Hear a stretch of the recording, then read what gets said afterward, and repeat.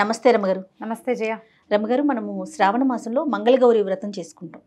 అసలు ఈ వ్రతం యొక్క విశిష్టత ప్రతి సంవత్సరం మాట్లాడుకుంటున్నాం, కానీ ఏ సంవత్సరానికి ఆ సంవత్సరం కొత్తే కదా. కొత్తగా చూసే వాళ్ళు చూస్తారు, పాత వాళ్ళు మళ్ళీ చూస్తారు, అంతే.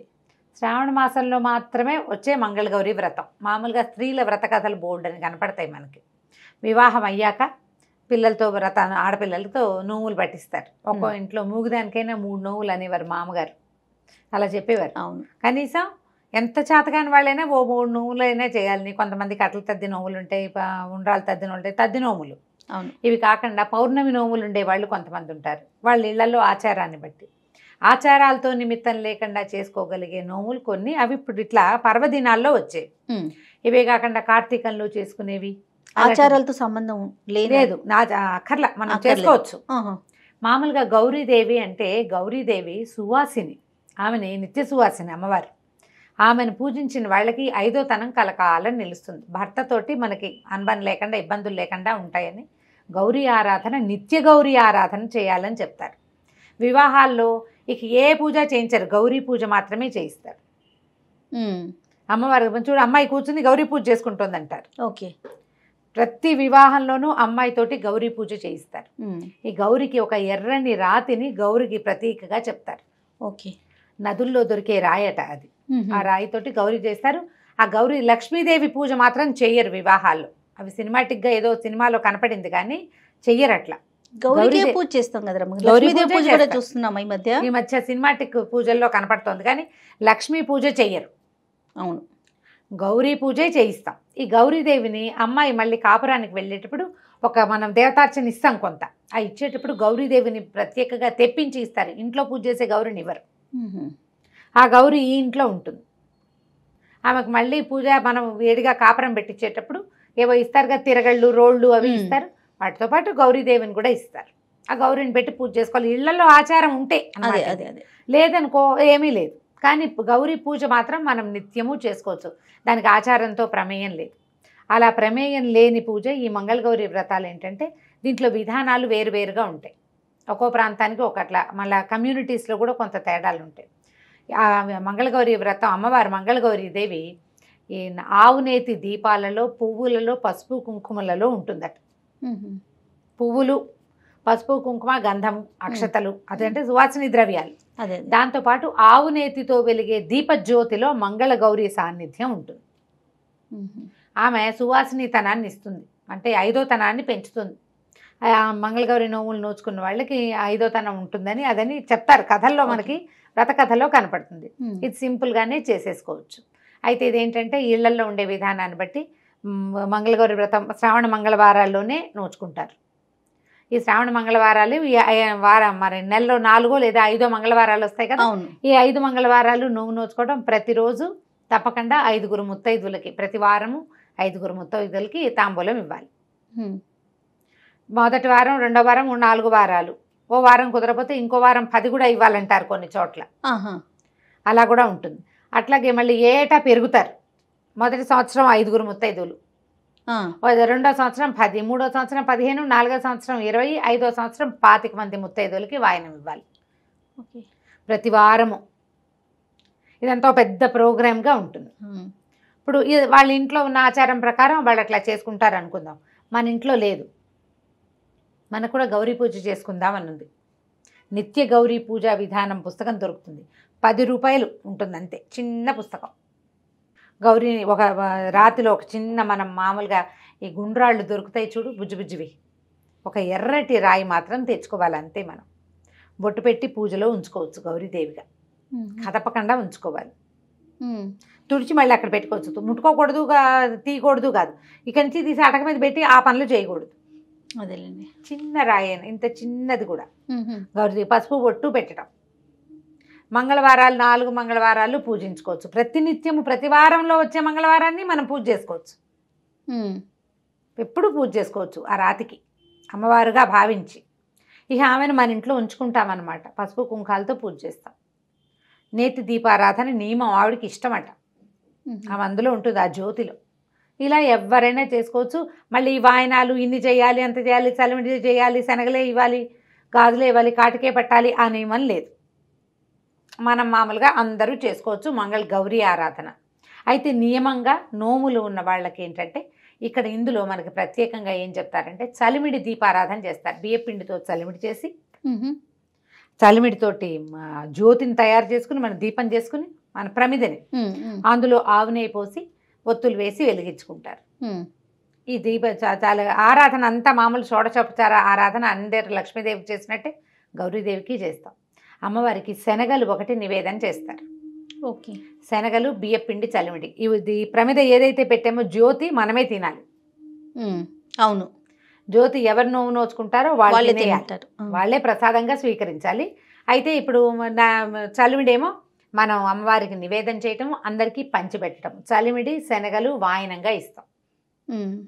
ఈ శనగల్ని చలిమిడిని కూడా అమ్మవారికి నివేదన చేసినాక దాన్ని మనం వాయినం చేస్తాం. అరటిపళ్ళు తమలపాకులు వర్షాకాలం కాబట్టి ఇప్పుడు కొంచెం కమలాలు అవి వస్తాయి, అవి ఇవ్వచ్చు. మన శక్తిని అనుసరించి కొబ్బరికాయలు ఇవ్వచ్చు, జాకెట్ బట్టలు ఇవ్వచ్చు, మన ఓపిక. అయితే దీంతో ప్రధానంగా ఇచ్చేది ఏంటంటే మనం ఈ మంగళగౌరికి సంబంధించిన కథ చదువుకుంటాం. మామూలు స్త్రీల వ్రత కథలన్నిటికీ పూజ అయిపోయాక తోరం కట్టుకుని తోర పూజ చేయటం, ఆ తోరం చేతికి కట్టుకున్నాక కథ వినాలి అక్షింతలు చేత్తో పుచ్చుకొని. ఈ చేతిలో ఉన్న అక్షింతల్ని కొన్ని దేవి మీద వేసి కొన్ని మన మీద వేసుకుంటాం, అప్పుడే ఫలితం లభిస్తుందని చెప్తారు. ఈ అక్షింతలు పట్టుకున్నాక దీని మీద ఏం చేస్తారంటే ఈ దీపం వెలుగుతూ ఉంటుంది కదా, ఆవునేతి దీపం, ఆ దీపం మీదకు ఒక కత్తి కానీ అట్లకాడ కానీ చూపిస్తారు. దీపారాధన మీద మనం ఏదైనా ఒక వస్తువు పెడితే ఏమవుతుందంటే పొగ బారుతుంది, నల్లగా అవుతుంది కదా, కాటుక. ఈ మంగళవారపు కాటుక చాలా విశేషమైంది. ఈ కాటుక ధరిస్తే ఎన్నో రకాల జబ్బులు తగ్గుతాయంటారు. 5వ తనం పెరుగుతుంది. స్త్రీలు తప్పకుండా కాటుక ధరించాలి కదా, అది సువాసిని ద్రవ్యాలు కాటుక కూడా ఉంటుంది, కాటుక పెట్టుకోవాలి. నేనైతే మంగళవారాలు నోవులప్పుడు కాటుకలు పెట్టుకుంటుంది. మామూలుగా నాకు కాటుక అలవాట్లేదు కదా, మీకు అలవాట్లేదు. కానీ శ్రావణ మంగళవారాలు చేసిన 5 సంవత్సరాలు పెట్టుకున్నాను. నేను తీసి పెట్టుకునేదాన్ని. మా పిన్నత్త గారు ఒక ఆవిడకి చాలా ఇష్టం మంగళవారపు కాటుక. ఆవిడకి ఒక కుంకుమ భరణలోకి తీసి పెట్టి ఆవిడకి ఇచ్చాను కూడా 1 సంవత్సరం. చివర చాలా ఎక్కువ కావాలని చాలాసేపు నిదానంగా పట్టి ఆ పెట్టిన కాటుక ఎండి కుంకుమ భరణలో వేసిస్తే ఆవిడ చాలా రోజులు పెట్టుకున్న తర్వాత నా కుంకుమ భరణ నాకు ఇచ్చారు. కొంతమందికి ఇష్టం ఉంటుంది అట్లా. ఇప్పుడు ఈ వాయనంతో పాటు మనం పసుపు కుంకుమ గంధము అక్షంతలు చేతికి ఇస్తాము, తాంబూలం చేతిలో పెడతాం. దీంతో పాటుగా ఈ కాటుకను కూడా వాయనంగా ఇవ్వాలి. ఆ కాటుక పెట్టుకోవాలి కంటికి. ముత్తైదు ఎవరైతే వాయనం తీసుకుంటున్నారో వాళ్ళు. మంగళగౌరి వ్రత కథ కూడా చిన్నది, సింపుల్, మంచి కథ చెప్తారు. పూర్వం ఒక రాజుగారి అబ్బాయి, రాజుగారికి సంతానం కలగలేదు. చాలా నోములు నోచారు, చాలా ప్రయత్నించాక ఒక యోగి ఒక ఆయన ఫలానా కొండ మీద ఒక చెట్టు ఉంది, మామిడి చెట్టు ఉంది, ఒక పండు కోసుకుని తెచ్చుకోమంటే ఆశకి ఆవిడ ఎక్కువ పళ్ళు కోసేసింది రాణిగారు. ఇప్పుడు ఆ చెట్టు కింద ఒక నాగేంద్రుడు ఉన్నాడు, ఆయన కోపించాడు. పళ్ళన్నీ మాయమైపోయినా ఒక్క పండే మిగిలింది. ఆవిడ దుఃఖంతో ఇంటికి వచ్చింది. అయితే యోగి ఏం చెప్పారంటే, నువ్వు అన్ని పళ్ళు కోసావు, ఆయన కోపం వచ్చిందమ్మా, ఇప్పుడు నీకు అల్పాయుష్కుడైన కొడుకు కావాలా, మన 5వ తనం లేని కూతురు కావాలో తేల్చుకోమన్నారు. కథల్లో చిన్న చిన్న భేదాలు ఉంటాయి, ఇంతే కథ. అయితే ఈవిడ ఏమనుకుంది, పిల్లవాడు మగపిల్లవాడు అంటూ ఉంటే వంశాంకురం బాగుంటుంది, 5వ తనం లేని పిల్లని ఎల్లకాలం దాన్ని చూస్తూ బతకాలి అని చెప్పేసి మగపిల్లాడినే కోరుకున్నారు వాళ్ళు. అయితే పిల్లవాడు అల్పాయుష్కుడు, పుట్టగానే పాము వచ్చిందట. పిల్లాడు ఇంకా ముద్దు ముచ్చగా చూసుకోలేదని బాలింతరాలు ఏడిస్తే ఇంకా కొన్నాళ్ళు ఉంచారు. ఒప్పుకున్నాడు ఆదిశేషువు. తర్వాత కొంచెం మాటలు వస్తే 2వ ఏడు 3వ ఏడు వచ్చింది. మాట్లాడితే కదా మానవుడు అనిపించుకునేవాడు అనేసరికల్లా మాటలు వచ్చినాయి. తర్వాత ఒడుగు చేస్తామని అడిగారు. వివాహ వయసు వచ్చేదాకా ఉంచమని బతిమలాడింది. సరేనన్నారు. అప్పట్లో వివాహ వయసు ఏమిటి, 7 ఏళ్లకి ఉపనయనం చేసేవాళ్ళు, 14 ఏళ్లకి పెళ్లి చేసేవాళ్ళు. ఉపనయనం అయ్యాక ఆ అబ్బాయి గాయత్రి చేసుకుని చక్కగా వీరోచిత విద్యలు నేర్చుకుంటే తల్లి ఏడిచేదిట రోజు. ఎందుకు ఏడుస్తున్నామంటే తెలుసుకున్నాడు ఈ విషయం. తెలుసుకుని, అమ్మ ఎలాగూ నేను అల్పాయుష్కుణ్ణి, మాతాపితృ సేవ అయితే చేస్తూనే ఉన్నాను, కాశీ వెళ్ళి మన విశ్వేశ్వర సేవ కూడా చేసుకొస్తానని అడిగాడు. పిల్లాడిని ఒక్కడిని పంపలేక వాడి ఆఖరి ఇచ్చగా భావించి మేనమామని తోడిచ్చి పంపించారు. వీళ్ళు వెళ్తున్నారు దారిలో. అప్పట్లో కాశీ వెళ్ళటం అంటే సింపుల్గా ఫ్లైట్ ఎక్కుడు కాదు కదా. వెళ్తుంటే ఒక రాజనగర్లో ఆగారు. ఆగితే అక్కడ రాజుగారి అమ్మాయి మంత్రి గారి అమ్మాయి వాళ్ళు ఆటలాడుకుంటున్నారు ఉద్యానవనంలో. ఆడుకుంటుంటే రకార మకార ప్రయోగాలు ఏవో వచ్చినాయి. పిల్లలు తిట్టుకుంటారు కదా, తిట్టుకుంటే ఆ అమ్మాయి ఏమందంటే, మా ఇంట్లో మకారాలు ఉండవు, ఎందుకంటే మా అమ్మ మంగళగౌరి నోము నోచుకుంటుంది, నాతో కూడా నోవిస్తుంది, రేపు నా పెళ్ళిలో మా అమ్మాయి అన్న వాయనం ఇస్తుంది నాకు, తర్వాత నేను కూడా నోచుకుంటాను, మా ఇంట్లో అదే 5వ తనం లోపించదు, ఇట్టడి పిచ్చి తిట్లు తిట్టద్దాన్ని. ఈ మాటలు విన్నారు వాళ్ళు. ఈ పిల్లని పెళ్లి చేసుకుంటే బాగుంటుంది, వీళ్ళకి 5వ తనం ఉంటుంది వీళ్ళ కుటుంబంలో. అయితే ఏమైంది, అనుకోకుండా ఆ అమ్మాయి పెళ్ళి ఆగిపోయింది. మర్నాడు జరగవలసిన రాజకుమార్తె వివాహం ఆగిపోతే ఎవరైనా రాజకుమారుడు ఉన్నాడా నగరంలో అని వెతికి మేనమావతో వచ్చిన ఈ పిల్లాడికి ఇచ్చి తాత్కాలికంగా వివాహం చేశారు. గబగబా పెళ్లి చేసేశారు. మేము కాశీ ప్రయాణం ఉందని చెప్పినా సరే పెళ్లి చేసుకున్నారు. పెళ్ళయిన తర్వాత ఆ రోజు రాత్రి ఆ పిల్లవాడిని ఒక గదిలో శయనింపజేసి ఈ అమ్మాయిని కూడా ఆ గదిలోకి పంపించారు. పంపిస్తే అమ్మాయి వాళ్ళ అమ్మగారు ఏం చేస్తుందంటే, పెళ్లిలో మంగళగౌరి ఇప్పుడు నోవు చేసుకుంటే దీని ఉద్యాపన ఎలా చేయాలి, కుమార్తెలకి లేదా ఎవరైనా పెళ్లి కూతురికి వివాహంలో అప్పచెప్తారు. దానికి ఏంటో 13 జతల నేతరసలు, కొన్ని చోట్ల 33 జతల నేతరసలు కూడా ఇస్తారు. ఇతడి గిన్నె నిండా అరిసెలు పోసి వాసన కట్టి మంగళసూత్రాలు, లక్కజోళ్ళు అవన్నీ ఇచ్చి పెళ్లి కూతురికి అప్పచెప్పాలి. నోము ఉద్యాపన అది సొంత కూతురే అవ్వక్కర్లా, ఎవరైనా పెళ్లి కూతుళ్ళకి ఇవ్వచ్చు. ఈ అమ్మాయికి అప్పచెప్పింది. అప్పచెప్తే ఆ లక్కజోళ్ళు అవి మెళ్ళో వేసుకుంది పాప, చిన్నపిల్ల రాజుగారు అమ్మాయి.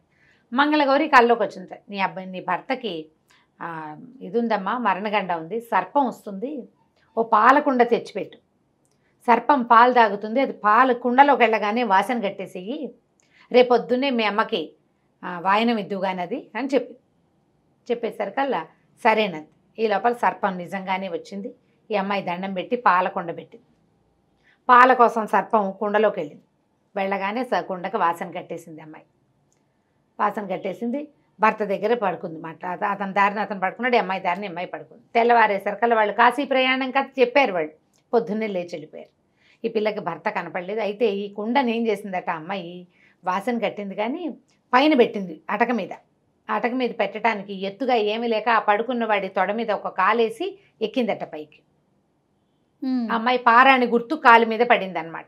అతనికి నిద్రపోతున్నాడు, వెళ్ళిపోయాడు. ఇక భర్త రాల. ఈ అమ్మాయి ఏమో భర్త కోసం వెయిట్ చేయడం మొదలుపెట్టింది. రాజుగారు అన్నారు, అదేదో తాత్కాలిక పెళ్ళి, సుముహూర్తం బాగుందని చేసాము, వేరే సంబంధం చూస్తామంటే అమ్మాయి ఒప్పుకోలేదు. పెళ్ళైపోయింది, నాకు మంగళగౌరీదేవి కనపడింది అని చెప్పింది. కొద్ది రోజుల తర్వాత వీళ్ళు కాశీకి వెళ్ళారు. అతనికి కల వచ్చేదట ఎంతసేపు, ఎవరో కొంతమంది యమభట్టులు తన కోసం వచ్చినట్టు, అక్కడి నుంచి గౌరీ స్వరూపాలుగా ఉన్నటువంటి దేవతా స్త్రీలు వాళ్ళతో పోరాడుతున్నట్టు, వాళ్ళు యుద్ధం చేసుకుంటున్నట్టుగా కల వచ్చేది. కాశీ ప్రయాణం అయింది. మామయ్యకి చెప్పాడు, అమ్మాయి నా మామయ్య ఇట్లా కలొస్తోంది నాకని. ఈయన ఆ పిల్ల వల్లేనని భావించాడు. కాశీ ప్రయాణం అయింది, మళ్ళీ తిరిగి దారి పట్టారు. అయితే ఈ అమ్మాయి ఏమందంటే, నా భర్త ఎవరో తెలీదు, ఊరు పేరు కనుక్కోలేదు, రాజకుమారుడు అని తెలిసి పెళ్లి చేసుకున్నారు అంతే, కాబట్టి ఎవరైనా యాత్రికుల్లో రావచ్చు, అందుకని ఓ సత్రం కట్టించు, నేను అందరికీ అన్నదానం చేస్తాను అని చెప్పింది. సత్రంలోనే ఉండేది రాజకుమార్తె. వచ్చిన వాళ్ళందరికీ తాంబూలం ఇచ్చేది భర్తను గుర్తుపట్టడానికి. ఆ పెళ్ళప్పుడు ఓ ఉంగరం పెట్టారు. ఉంగరం ఆనవాళ్ళు ఉంది, మనిషిని వేగంగా గుర్తుపట్టగలరు. తాంబూలం ఇవ్వాలి అంటే చేతి వేళ్ళు చూస్తారు తప్పకుండా. ఓహో, అందుకని తాంబూలం ఇస్తానని చెప్పింది. ఈ ప్రతిరోజు వచ్చిన వాళ్ళకి తాంబూలాలు ఇచ్చి దండం పెట్టి అక్షంతలు వేయించుకునేది. ఒకరోజు నిజంగానే భర్త మేనమామ ఇద్దరు వచ్చారు. వచ్చేసరికి గుర్తుపట్టింది, ఇతను నా భర్త అని. అయితే వాళ్ళు కూడా ఒప్పుకున్నారు. అతని కాలు మీద ఆ పారాణి అచ్చు మాత్రం అలాగే ఉండిపోయింది, ఎంత తోమినా పోలేదట. ఆ గుర్తుతోటి ఈ అమ్మాయే తన భార్యని అతను ఒప్పుకున్నాడు, పెళ్లి చేసుకున్నాం మేమని. తర్వాత రాజుగారు సంతోషించి తర్వాత అప్పుడు ఈ పిల్ల ఈ కథ అంతా చెప్పింది అనమాట. చెప్పి ఆ కుండలో ఏం పెట్టింది, పావుని కట్టేసింది కదా, ఆ కుండ తీసింది భర్త వచ్చాక. సరిగ్గా మళ్ళీ శ్రావణ మాసం జరిగిందనమాట, ఏడాది పట్టింది. మళ్ళీ శ్రావణ మాసం వస్తే శ్రావణ మంగళవారం నోవు నోచుకుని ఆ కుండ విపదీస్తే కుండలో ఒక ముత్యాల దండ ఉంది, సర్పం బదులు. ఆ ముత్యాల దండని తల్లికి వాయనంగా ఇచ్చింది అమ్మాయి. ఆవిడ సంతోషించి ఆ కుండని పుచ్చుకొని ఆ దండని మళ్ళీ కూతురికే వేసి భర్తతోటి పంపించేసింది. వెనక్కి వచ్చేసారు. అమ్మాయి ఇంటికి వచ్చాక అమ్మ అందరు అడిగారు అత్తవారింట్లో, అమ్మాయి ఇతనికి ప్రాణగండం పుట్టుకతోటి, వీడు పుట్టకముందే గండంతో పుట్టాడు, దీన్ని ఎట్లా పోగొట్టావు అంటే, ఈ శ్రావణ మంగళవారపు నోము వల్ల ఇది పనిచేస్తుందని, ఇలా అని అమ్మవారు దర్శనం ఇచ్చిందని. అప్పుడు కుర్రవాడు కూడా చెప్పాడు, నా కల్లో యమభట్లు కనపడేవాళ్ళు, వాళ్ళు మంగళగౌరి ఇదే అమ్మవారి యొక్క సైనికురాళ్ళు, స్త్రీ శక్తులు యుద్ధం చేస్తున్నట్టు నాకు కనపడేది అని. తర్వాత నుంచి ఇక ఆ రాజ్యంలో అందరికీ దండోర వేయించారట. శ్రావణ మంగళవారం నోములు నోచుకోండి ఆడపిల్లలందరూ. దీన్ని కన్నెగౌరి నోము కింద చిన్నపిల్లలతోటి కూడా నోయిస్తారు, కొన్ని కుటుంబాల్లో ఉంటుంది. 5 ఏళ్ళు నిండాక పిల్లలతో నోము పట్టిస్తారు, 5 సంవత్సరాలు చేయిస్తారు. పెళ్ళయ్యాక కుదిరినా కుదరపోయినా ముందు వారిని వెళ్ళినా అని, కానీ తర్వాత కూడా చేయించుకుంటారు. ఇది ఒక పద్ధతి విధానంగా చేయించవచ్చు. ఇంత నోము చేయలేని వాళ్ళు ఒట్టిగా గౌరీ పూజ చేసుకుని ఈ కథ విని అక్షింతలు వేసుకున్నా కూడా మంచి ఫలితం లభిస్తుంది. భర్తలతోటి అనుబంధం పెరగటం కోసం ఇలాంటి మంగళవారపు నోములు నోయిస్తారు. కథ ఎంత చక్కగా ఉందో చూడు, మంచి చందమామ కథలాగా. అవునండి, పతివ్రతల కథలు. అవును, అవకాశాన్ని బట్టి ఎవరైనా చేసుకోవచ్చు. వాయనము సిద్ధాంతంగా ఇవ్వాలి అంటే ఎవరైనా మీ ఇంట్లో పెద్దవాళ్ళని అడిగి చేసుకో, లేకపోయినా మనం శ్రావణ మాసం అంతా ప్రతిరోజు ఎవరికైనా తాంబూలం ఇవ్వచ్చు. 5 లెక్కేం లేదు, ఖచ్చితంగా ఒకళ్ళకి తాంబూలం ఇవ్వాలని పెట్టుకుని మంచిది, శుభకరమైన సంగతి కదా. ఎవరికైనా ఇస్తే ఎప్పుడు ఇచ్చింది వస్తుంది, అంతేగా. పళ్ళు పువ్వులు చక్కగా మంచివి నిత్యం తాంబూలం ఇవ్వచ్చు. లేదా శుక్రవారాలు మంగళవారాలు 8 రోజులు వస్తాయి, లేదా 9 రోజులు వస్తాయి మొత్తం కలిపి. శుక్రవారాలు ఇస్తాం, మంగళవారాలు కూడా ఇవ్వండి. గౌరీ పూజ చేసుకుని చక్కగా పసుపు కుంకుమ ఇచ్చి ఎవరికైనా ఆ వచ్చిన ముత్తైదువుని గౌరిగా భావించి ఇల్లంబటి వెళ్ళే ఇవ్వక్కర్లా. మనకి వచ్చిన వాళ్ళు పక్కింటి వాళ్ళు ఒక మాట తాంబూలం ఇస్తానని ఇచ్చుకోవచ్చు చక్కగా. రైట్ రమ్మ గారు, నమస్తే. నమస్తే.